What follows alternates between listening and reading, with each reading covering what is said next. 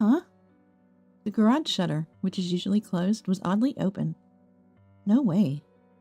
My hand shakes, and the umbrella I'm holding trembles slightly. I can feel my heart pounding. As I get closer to the car, I realize clearly there's not just a woman in the car, but also a man. And they are in the midst of an affair. Ugh! I bite my lip to stop myself from screaming in shock. I can't let them know I'm here. I need to gather evidence. The person who comes out of the car is undoubtedly my husband, Freddie. Come on, the car is cramped. Let's do it outside next time, huh? Freddie's cheerful voice sends shivers down my spine. Stop it! Someone might see us. Close the shutter. No, it's fine. The car will hide us. The remote is too far away. Come here, Moselle. You're the best in the world. It's no use anymore. I can't stay here anymore. But if I leave now, what about the evidence? I fight the nausea and try to think. That's it. I quickly grab clothes lying on the ground and a remote hanging on the wall and leave the garage. For you two, so vigorously passionate, being naked suits you well. Stay there together forever. First time having a woman in charge. Are you sure you can handle it? Please, I don't want any complaints or tears, says the client jokingly, but without malice.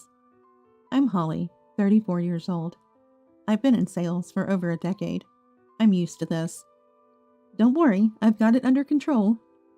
As I smiled amiably, our client Leroy began packing up his documents. All right, he said, standing up from his desk. I'm used to it, but I can't shake off the unsettling feeling in my chest. Please contact me anytime if anything comes up before our next meeting. I stand up, hiding my feelings, and follow Leroy. He moves towards me, pats my shoulder, and then strokes my back. Yeah, I'll get in touch. Looking down on me because I'm a woman, yet showing ulterior motives because I'm a woman? Trying to keep my distance from his hand, I find it troublesome. Hey, Leroy, what are you doing? Don't get too friendly. A man's voice causes Leroy to hastily back off. Freddie, this isn't what it looks like. Ignoring Leroy's flustered excuses, the man apologizes to me. Leroy's sorry. I'll speak to him about this. Oh, and feel free to ask for a change of person in charge anytime. That man who had a better sales smile than me, this man, probably Leroy's boss, would become my husband just a few months later. His name is Freddie. He's 6 years older than me at 40. At first meeting, I was impressed by his considerate demeanor, and Freddie continued to show his smart handling of situations. Gradually, we were drawn to each other, and a month ago we got married. The Freddie I met back then was certainly charming. It was surprising that he hadn't been married until he was 40. But perhaps there was a reason why he had stayed unmarried until that age. Looking at our new home, I sighed. Rewinding to before we got married, Freddie was a frugal person. I earn decently, but there's no need to waste, right? When I asked about our wedding plans, Freddie was surprised. Wedding ceremony or not, it's a personal choice. There are various values and beliefs, but how you communicate those values is important. I didn't have a strong desire for a big wedding, but being treated as a waste made me feel uneasy. I pushed these indescribable feelings down and asked the next question.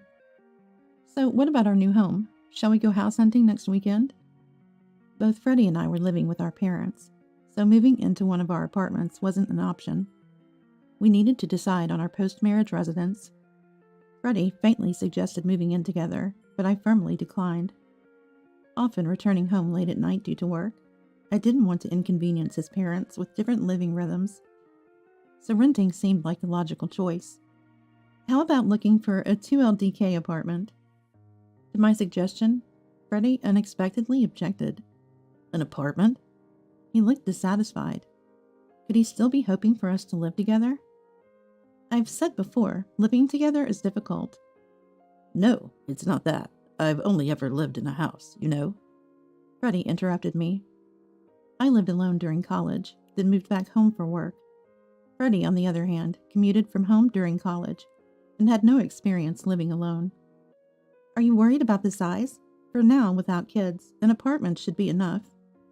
No, it's not about the size. Can't you understand? It's just a feeling. I don't care about the size or age, but I want a house. Okay, got it. Let's look for one. So with his peculiar insistence, we moved into this house. Our new home from today is a 50-year-old rental house. Older than my parents' house, but a house as he wished. I would have preferred something newer, but couldn't convince frugal Freddie. They say you grow attached to old houses as you live in them. Well, that's true. The rent is cheap for its age, and it might be sensible considering the future. But the deciding factor for this house wasn't the rent. I'll be right back. With that, Freddie, looking restless, headed to the garage. The garage, an addition next to our house, looked out of place with its modern design against the old house. It had an electric shutter that operated with a remote. Following Freddie, I found him gazing at something in awe. Ah, how beautiful it is. What he was admiring was a super luxury car, delivered just a few days ago. I'm not well versed in cars, so I don't fully grasp its appeal, but it was definitely expensive. Including various expenses, it cost just under $400,000. When I heard the amount, I was so shocked that time seemed to stop. That's the price of a house. We could have bought a house you wanted. No, houses don't matter to me. Don't you get it? It's a man's dream. A man's dream. I wish he wouldn't dismiss such an enormous amount as merely a man's dream. If it was from Freddie's savings before our marriage, I wouldn't have said anything. But unbelievably, he bought it on loan. Moreover, he didn't consult me beforehand, thinking I would oppose it, so he told me after the fact. Are you sure this is okay, considering we might have future expenses? It's fine. We're married now, after all. Isn't it usually the opposite? Freddie, admiring his reflection on the car, didn't even glance at me as he spoke. Now that we're married, you will earn and manage the living expenses, right? Then I can use all my salary for the loan. What? When I lived at home, my mom managed my salary, so I couldn't spend freely. Now I can. I had heard about his mother managing Freddie's money, which I thought was just overprotectiveness, but now I see his unique approach to finances. He doesn't spend on a home he's not interested in, but spares no expense for a car he loves. In a way, he's honest with his desires, but it's unfair to expect me to support him. So, I'm supposed to support you. That's impossible. We might want kids in the future. What are you talking about? I'm already 40, and you're 34, right? It's too late for that. Don't have strange expectations now. Just contribute to me instead. But you said you wanted kids too. Yet all you care about is the car? If it happens, we'll raise it, I guess. Oh, and don't say support. I work too, you know. Freddie complained, but if he spends his salary on the car and I have to cover living expenses, it's like I'm supporting him. Sensing my silence, Freddie affectionately stroked my head, trying to appease me. Jealous of the car? How cute. Don't worry. I'm all about you. Love you. You're the best human in the world. Although I knew he was trying to appease me, his absurd words made me laugh, and I couldn't say anything more.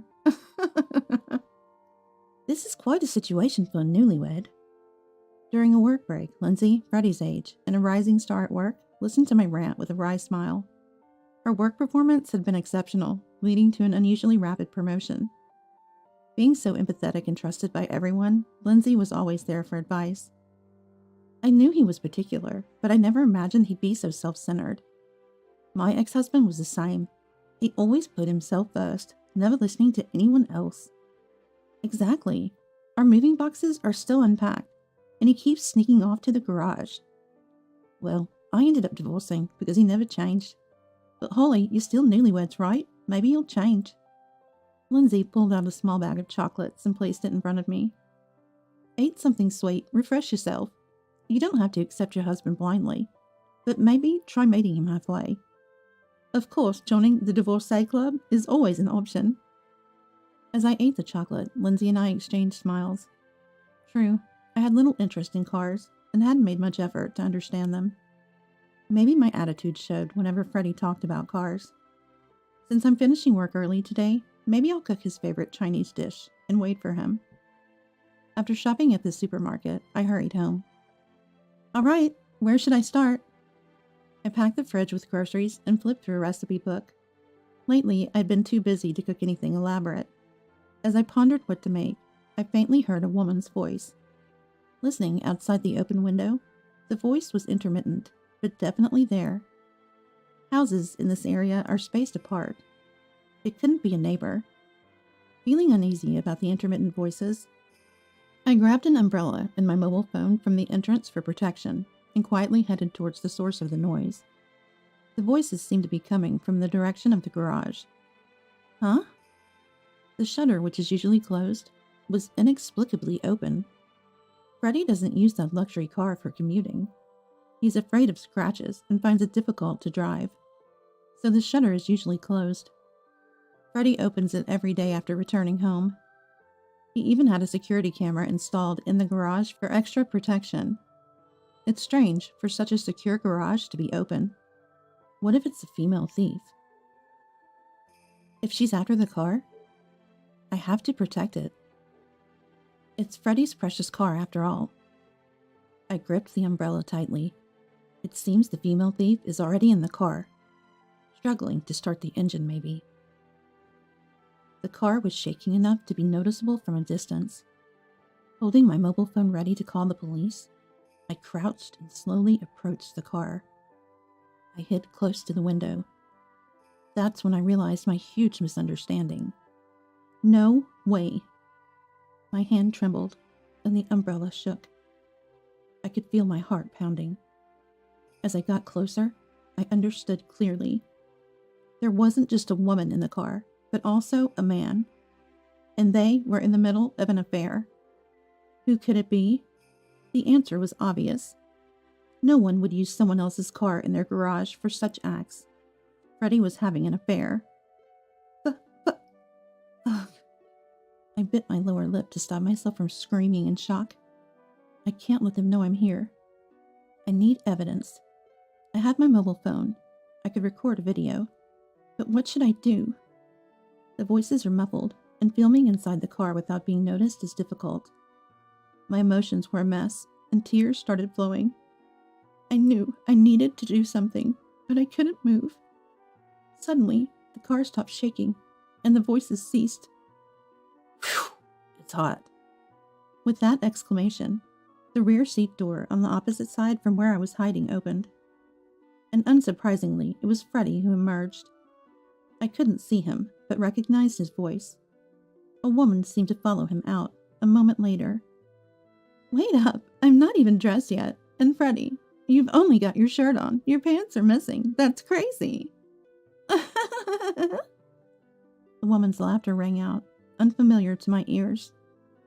Because there's no need to put them on yet. Look, it's cramped in the car. How about we do it outside next time, huh? Freddie's cheerful voice sent shivers down my spine. Stop it! Someone might see us. Close the shutter. No, it's all good. The car will hide us. The remote is too far away. Come here, Moselle. You're the best in the world. Hearing these all too familiar lines made my heart ache. He'd said them to anyone, and I had foolishly believed them. After a while, the woman, Moselle, didn't seem to mind, and they started making disturbing noises again. Didn't they feel any shame, knowing someone might see them outside? All this effort to get dressed. It's fine, it's fine.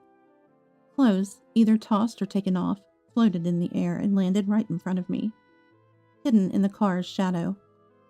It's no use anymore. I couldn't stand this anymore. But if I left now, what about the evidence? Feeling half panicked, something caught my eye in the upper corner of the garage. That's right, that would work. I could get the evidence without being here. Deciding my course of action calmed me, and my mind cleared.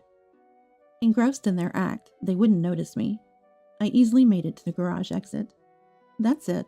I'll take this. I swiftly grabbed the clothes on the ground and a remote hanging on the wall, and left the garage. Then, things moved quickly. I stuffed only important items into the trunk. I wasn't coming back to this house. Minutes later, I was at my office. I needed to save the evidence. While my mobile phone could do it, a computer felt more secure. There was a computer at home, but staying there risked running into Freddie. At the office, I had my personal computer. Just grab that and maybe head to a cafe. Rushing, I grabbed my computer from my desk and heading for the door, only to be stopped by someone grabbing my shoulder. Holly, are you okay? Oh. Turning around, I saw Lindsay standing there, a puzzled frown on her face. I meant to say good evening, but the words wouldn't come. You're pale. Are you okay? What happened? Lindsay watched me silently. Tears welled up again as I met her gaze. Feeling weak, I blurted out, Lindsay, Freddie, he's cheating on me. I clung to Lindsay like a child. Cheating? What? Lindsay's eyes widened in shock, her jaw set in anger. She quickly covered my head with her jacket. Lindsay, this... There are still people around. Hide under this. Yes. Feeling like a suspect on the news, we hurried out of the office. But now, let's go to my place. But I feel bad for intruding on Lindsay's home, especially after a long day at work. I hesitated, but that feeling quickly vanished. After witnessing what I had, Lindsay was a source of immense strength. Thank you. Lindsay's apartment, a few minutes' walk from the office, reflected her capable nature, calm, elegant, and tidy. So, what do you need the computer for? Is the cheating confirmed, not just a suspicion? Lindsay asked, offering steaming coffee. Well, actually, I hesitated, then told her everything. Unbelievable. That's outrageous.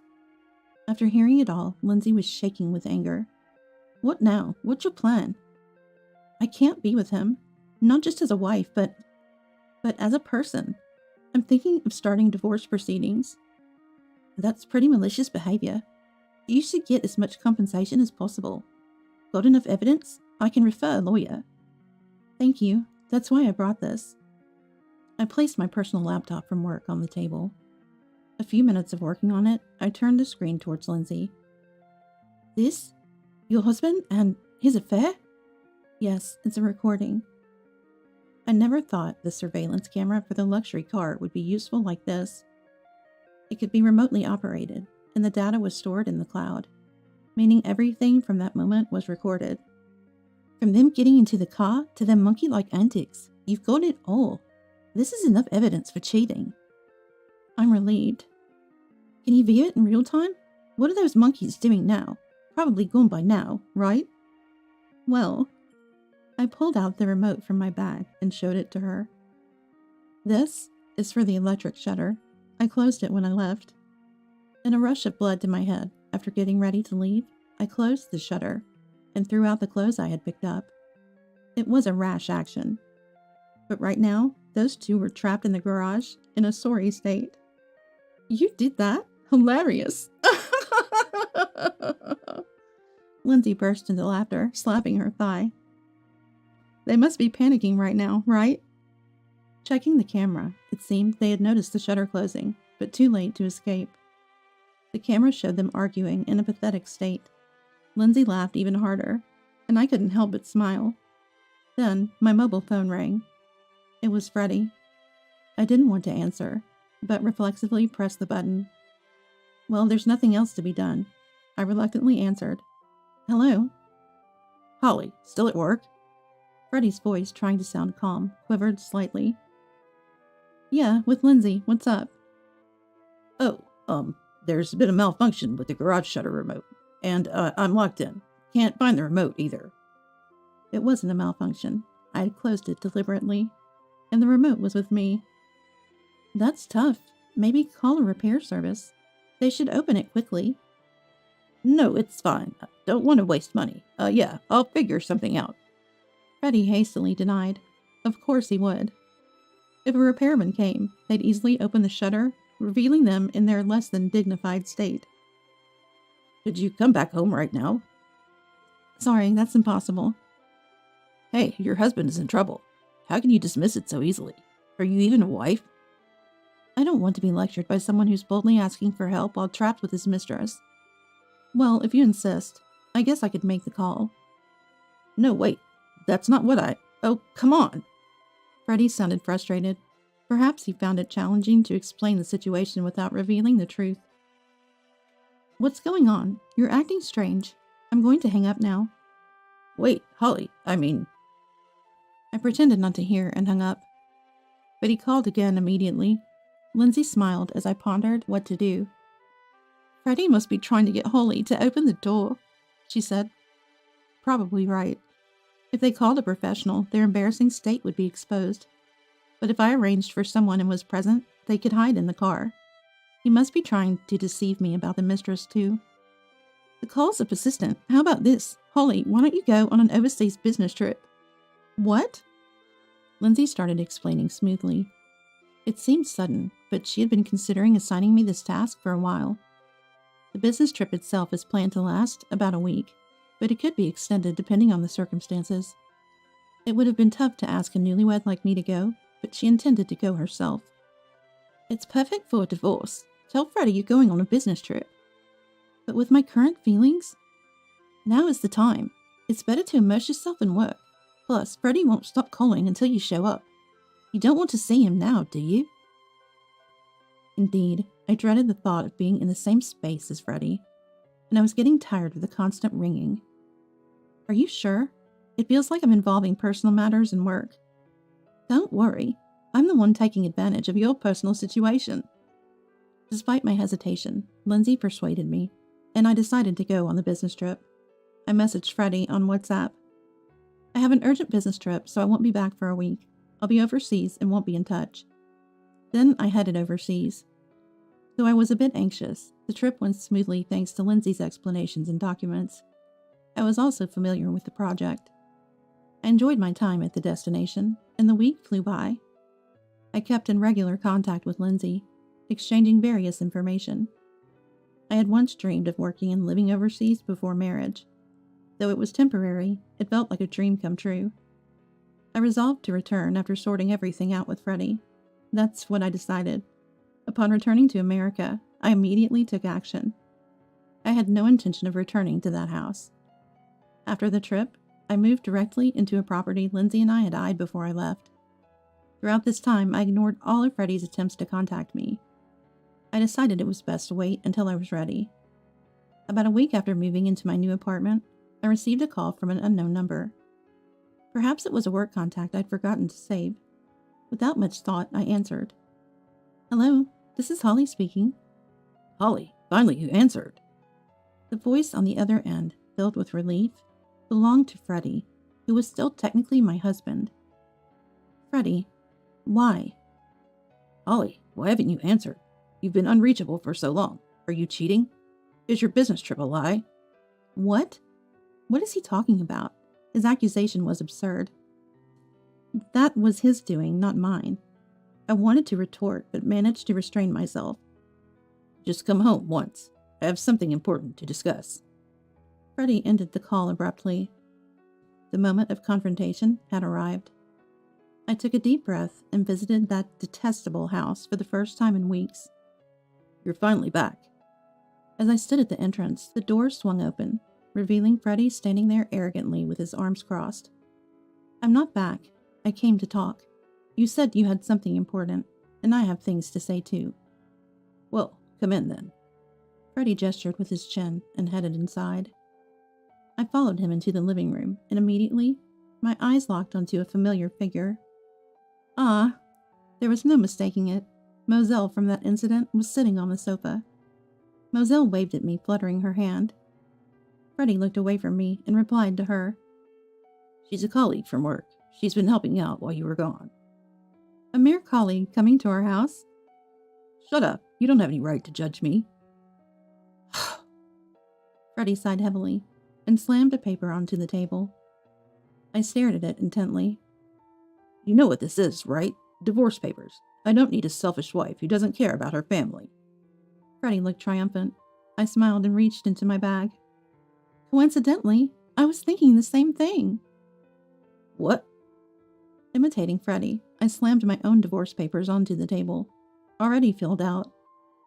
Why would you? Because I want a divorce, just like you. That's true, but... Freddie seemed shocked, perhaps expecting me to be tearful and pleading. Shall we proceed? About the compensation. Freddie looked up, startled. Yes, that's important. We need to talk it over properly. I wasn't sure about the amount, so I consulted a lawyer.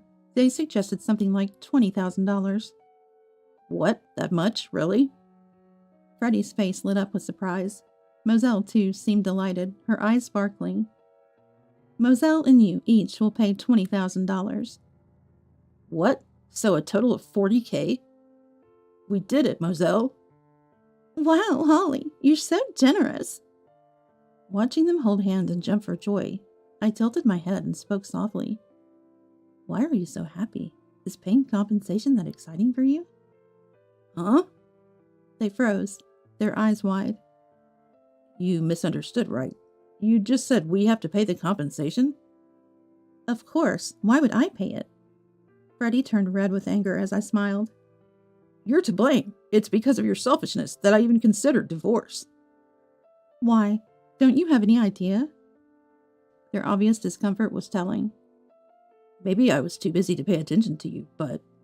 His excuses were transparent. Well, yes, you must have been busy. Meeting up every week, you two? Secret meetings? We didn't have any. His voice cracked with agitation. Always on weekdays, and you even used our house for home dates. How thrifty can you be? Even high schoolers spend a bit more. I heard you even bought your lunch at the grocery store. Maybe spend a little more on her. Freddie's face was a shade of deep red, as he struggled to find words. I was saving for Moselle's future. I like being frugal. So that's his freebie reply. That's not frugality, Freddie. That's being stingy. And it's a nuisance for everyone involved. Watch your words. Freddie raised his arm in anger, but stopped abruptly when he saw someone appear behind me. Who's that? Lindsay appeared to back me up. There was a reason I asked her to come. Meet Lindsay, who I've been working with.